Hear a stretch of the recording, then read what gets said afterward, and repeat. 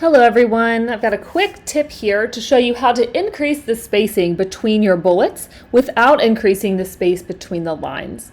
So as you can see, I have a bulleted list here, but it's frustrating me because it kind of all looks like one big paragraph. You can't really tell that these are four separate pieces of information, even though I've put the bullets in. So we're going to solve for that today.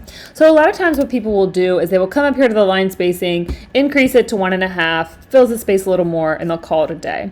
But again, because all of the lines are uniform, this looks like one big paragraph and the bullets tend to get lost. So that is really not a great solution. That's not what I want to do. But I'm going to bring this over here and show you a better way to separate the information without using or while keeping this single line spacing. So again, go up into your line spacing, click single line spacing, and then go to line spacing options.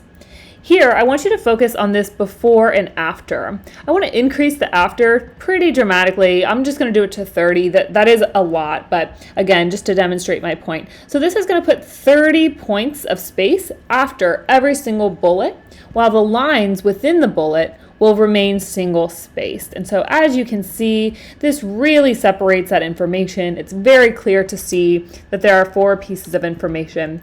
And even if you have this much space and you can put that much space between your paragraphs or between your bullets, I would go ahead and remove that bulleted list.